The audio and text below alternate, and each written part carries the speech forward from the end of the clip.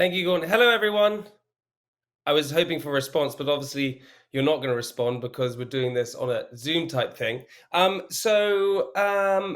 that's very kind intro. It's interesting with these talks um, because I used to have these talks at school when they were in person, and I used to sit in there, and people used to talk to me about different careers and different things that I could take, whether it was marketing or it was entrepreneurship or it was architectural or whatever it was. And I used to think, I don't really know if I relate to any of these industries. So in some cases, it made me a little bit more confused. With that in mind, I thought what I would do is tell you three stories about myself, which are either going to be interesting or not interesting. But hopefully, it will give you an insight to a bit more about who I am, what's happened to me, where I've come from, and perhaps it could be interesting to you guys. And each one of them sort of has a title to it. So hopefully you'll like it. Before I start, I should probably intro myself. My name is Jamie Laing. If you have watched a television show called Made in Chelsea, I apologize. I'm not that much of an idiot. Um, I went to a boarding school from the age of 8 years old. I went to a school called Summerfields. And then I went to a school called Radley College. Some of you may know Radley. I love sport more than anything. Played sport my entire life. That's all I ever wanted to do was play sport. I played a lot of rugby. I then went on to Leeds University, where I studied theatre and performance. And then after Leeds University, I went on to a reality show called Made in Chelsea, which, as I mentioned before, you may have seen. At the same time, launching a sweet business, which is a confectionery business, which we are completely vegan now. And we're the fastest growing confectionery business within the UK, which is kind of exciting, I think. And then most recently, I did a show called Strictly Come Dancing, where I found that the cha-cha was very hard to do. But I want to tell you three stories about my life. So the first story is, which I think for a lot of you who are listening now will help out, because when we're younger, we kind of, things happen to us, or in life things happen to us, and they don't always go our way. And the first story is why there is a reason to everything, because I honestly believe there's a reason to everything. Now, I was born on the 3rd November, and my mum's wedding anniversary was on the 3rd November, and I was 2 weeks early. And it was the first night she was allowed out of hospital. So she's the first night she's allowed out of hospital with my dad to go for dinner. And on that evening, I decided to come out of her tummy. And also I was a cesarean as well, because I was the wrong way round in the stomach. So I was a nightmare ever since the beginning. And I came out and my mum was lying in bed and I was apparently lying in the cot or whatever you do next to her. And my mum looked at me and she thought, okay, I'll read a horoscope. So she read the horoscope of me. She opened it up. And the horoscope said, beware the Scorpio child born at dawn. And that was me from the beginning. And I was a complete nightmare. I was a complete nightmare. I was always running around breaking things. I was always stealing things. I was always arguing, fighting. What you would probably describe now as a child who has ADHD. And the only thing that used to keep me sane was playing sport. I played a huge amount of sport. So at school, I was always running. Ran in all the sprinting and cross-country games, and I always won them. I was captain of all the sports. But my one sport that I loved more than anything was rugby. Loved it more than anything.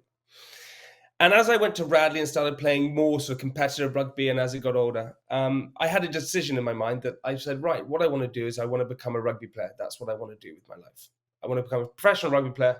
I want to play it for the rest of my life. And I was on tour in Italy, and the ball was kicked towards me, and I remember being underneath, and I caught the ball. I used to play fullback, which is the player who plays at the back, because that's very quick. And I ran around the players, and I ran past this one guy, and he left his leg out, and I tripped over his leg, and he landed on top of my leg, and my whole leg jackknifed and dislocated, and my ACL ligament was snapped and the cartilage went. I didn't know this at the time. But I was lying on the ground on the sports field. I was holding my knee and I was screaming. And I remember the physio came running on and I said, oh, my knee, my knee, my knee. They said, don't worry, it's going to be okay.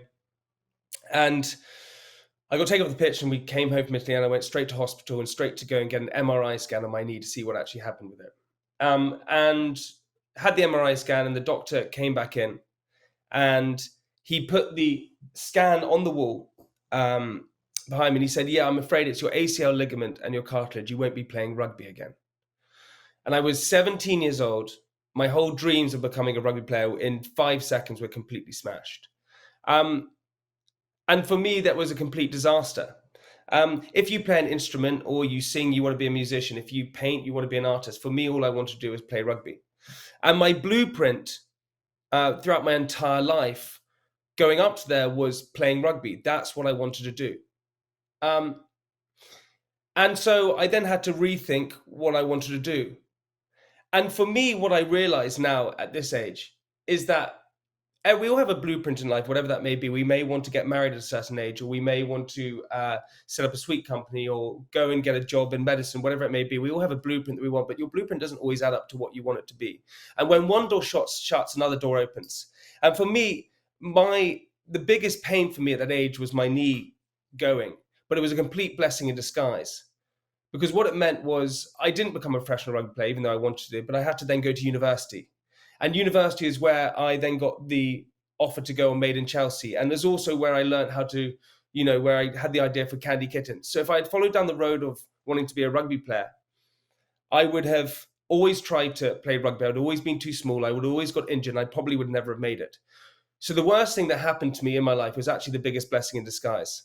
And so for all of you, I would suggest is that when something bad happens to you, or something doesn't go your way, or you don't get into the university you want, or you perhaps don't get the grades you want, try and not be too hard on yourself. Because as I said, when one door shuts, another door opens, and there is a reason for everything. And I truly believe that. Now, the second story I want to tell you was challenge the people that say no. Really challenge the people that say no. I had just had my knee injury, and my idea and dreams of being a professional rugby player had completely been smashed. So I thought, okay, what do I have to do now? And I thought, okay, fine. Well, I should apply to go to university, which a lot of you are probably thinking about doing now. And there was only one university I wanted to go to, and it was Leeds University. I decided I didn't want to go anywhere else. I didn't want to go to any of these places. I didn't want to go anywhere. I just wanted to go to Leeds because a few of my friends were going to Leeds. And the same, which probably a lot of you have, is that you probably have a lot of friends who are deciding on university choices to go to and places to go, and you have your favorites and you really want to go to them. So for me, it was all about going to Leeds. And because of my knee injury, I decided to take a year out. And for me, that was a kind of big year of realization.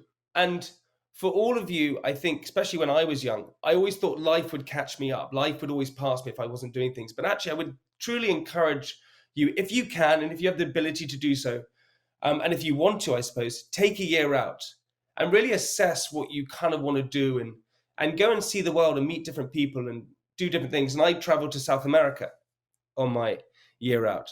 And I just completed my retakes, because I had to do retakes because I had to get my new grades to get to Leeds University, because my offer at Leeds University was AAB. And my grades that I got for A level were BBB. So I needed 2 A's and a B, but I got 3 B's. So I took my retakes and I went off to South America to travel the world and have this amazing time and just experience all different things. And it was an incredible experience. We had no mobile phones or anything at the time, so we were completely escaped from anything. And I remember thinking when I was traveling, the only thing I have to worry about is dying. I had nothing else to worry about, which is kind of a weird thought. Anyway, when I was out there, I realized, I definitely want to go to Leeds University. That's what I want to do. I want to go to Leeds University. I want to study theatre and performance, and nothing was going to stop me doing that. So I came back from traveling South America, and I got my retake marks back, and they stayed exactly the same, 3 Bs. And I needed AAB to get to Leeds University. So my offer was rejected because I didn't get the grades. And I thought, well, I want to go to Leeds. That's what I want to do more than anything. So the day I got back, and the day after I got back, I decided, without telling anyone, I would get on a train and I would go to Leeds University and I'd knock on the drama department door. So that's exactly what I did. I got on the train and I traveled all the way up to Leeds University. I'd never been there before. I didn't know who I was going to meet. I didn't know who I was going to speak to. Had no clue whatsoever. Didn't tell my parents, didn't tell anyone. And I went and knocked on the drama department door and someone opened. I said, "Hi there, I'm here to speak about my UCAS application." And they said, "Okay, fine." So I went and had a meeting with this guy at Leeds University, and he said, "What's the problem?" And I said, "I didn't get the grades to get in." And he said, "Oh, I'm very sorry to hear that." And I said, "Yeah, but I really want to come to this university." And he said, "Well, we're completely full. We don't have any spaces. And why should I allow you to come?" And I said, "Because I want to come here more than anything. And I promise you, I'll be the best student that you've ever had." And he smiled and he sort of said to me, "Okay, I admire your confidence and I admire your intuition. Um, and we'll get back to you." And I got on the train, and I went back down to London and I didn't tell anyone. And the next day, I woke up and checked my UCAS application, and it was an unconditional offer to Leeds University. And the only reason I went to Leeds University is because I challenged the fact that they had told me that I couldn't get in there. And so, for all of you now, if you are applying for internships or jobs or applying for universities, or in the future you're applying for anything at all, and someone says, "Sorry, no, your application isn't good enough," or "No, we're going with somebody else," never take no for an answer. Always fight against it, and always put yourself ahead of every single person. At Candy Kittens, we have numerous people applying for jobs there all the time. And it's the people who really try and push to the front, really do something different, really try and engage with this person who's employing you. They're the ones we look at. And it's the people who go the extra mile, show the effort, show the intuition that they really want to get something. Those are the people that we really admire. So I'd encourage all of you to never take no for an answer and really push the boundaries with whatever it is you want to do. And my third story is why naivety is your biggest weapon. Now, this is an odd one, but I truly believe naivety is one of your biggest weapons. Now, I was at Leeds University. I was studying theatre performance. And I said to everyone before, there were 80 people in my year, and 2 of us were guys. And I was one of those guys. And the one guy left the university because he didn't want to do it anyway. So I was the only guy in my entire year. And it meant that for the very first term of the first year at Leeds University, I had to do something called contemporary dance. And because I was the only guy, we had to do a play called Summertime. And I was a bulb in the flower, like this, and everyone else were the petals above it. And all of my friends were in the front row watching it, and all of the petals bloomed at summertime, and I had to come out and pretend to be the bulb, and I said, "Summertime." And it was this bizarre experience. And I was at university doing these things like theatre performance and really not knowing what I wanted to do with life, which a lot of you will be experiencing. And I think what happens is that we go to university thinking, okay, I'm going to study this and this and this. And sometimes what you start to study doesn't really add up to what you want to do. And that's okay. That's fine. It means your blueprint doesn't add up, and that's all right. And that's exactly what happened to me. And I was at Leeds University, and my girlfriend at the time took me for a trip to New York for my birthday. And I went to New York, and I came across this amazing place called Dylan's Candy Bar, which is Ralph Lauren's daughter's sweet shop. And there's all over America, there's 6 different stores. And it's the Hamleys of the sweet world. It is the Harrods of the sweet world. It is an incredible store. Think Willy Wonka style thing. And I walked around the store and it was incredible. It was amazing. It was engaging. People were spending all this money on pick and mix and sweets, and it was everything that I loved. And ever since a kid, I had a fascination with sweets because I was too hyper, so my parents didn't allow me to have sweets. And I was also scared of the dark. So I used to share a room with my brother because I was afraid of the dark. And the only way I could fall asleep is if my brother told me a story of Jamie and Sweet World. So I had this fascination of this world made of sweets. And so I was in New York, and I came back from New York having this amazing experience in this place. And I had just made a decision in my head that I was going to create the equivalent within the UK. That's what I was going to do. And I was at Leeds University, and I was struggling with everything that was going on. And a friend of mine, who I still know to this day, her name is Hannah, she said to me one day when we were sitting there, said, "Jamie, what are you going to do in your life?" And I said, "I'm going to set up a sweet shop, and it's going to be called Candy Kittens." And she said, "Why are you going to call it Candy Kittens?" And I said, "Well, candy is a universal term for sweets, and kittens are the beautiful people who are going to run it." I had this idea that it was going to be an Abercrombie and Fitch style sweet shop. And it was just off the top of my head. And so I left university with this idea of this sweet shop that I wanted to create, but with no idea how to make sweets or no idea to do anything, had no clue what to do.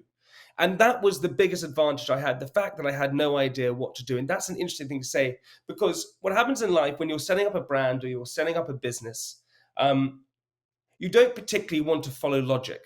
Now, if you're doing exams like a maths exam or a science exam or learning to drive, you want to follow logic. because it gets you back in the same place as everybody else, a safe place. But if you're setting up a business, setting up a sweet business, setting up a computer business, setting up a fashion business, whatever it may be, you don't want to follow logic because it gets you back in the same place as everybody else. And our naivety in Candy Kittens did that. We decided to make sweets that were vegan because we thought a vegan sweet was a fun idea. Now every sweet is trying to be vegan. We did it because we were incredibly naive to the market. We wanted to make the packaging in the sweets fun, young, and sexy and hip because we thought sweet packets were focused towards kids and they were boring and they weren't fun anymore. And now every sweet packet wants to do the same. We wanted to make our sweets more expensive so we could make them with real fruit juices and we could make them more elegant and look better. And so we created a category which is now called gourmet gummy candy, which was a complete category we were put in because we were naive to what we were doing. We didn't know what we were doing. And I would always say that a lot of people would always tell you how to run things or what to do or how you should do things. And I would always say that you should take advice, but you should always follow your gut and follow your naivety. And that's what we did with Candy Kittens. And that also led me to doing all the things that I have done, which is Made in Chelsea and all the different things. Those are 3 stories of myself that I wanted to share with you. And hopefully someone or somewhere can take a little bit of knowledge from it, or a little bit of something, or a little bit of help from it, whatever that may be.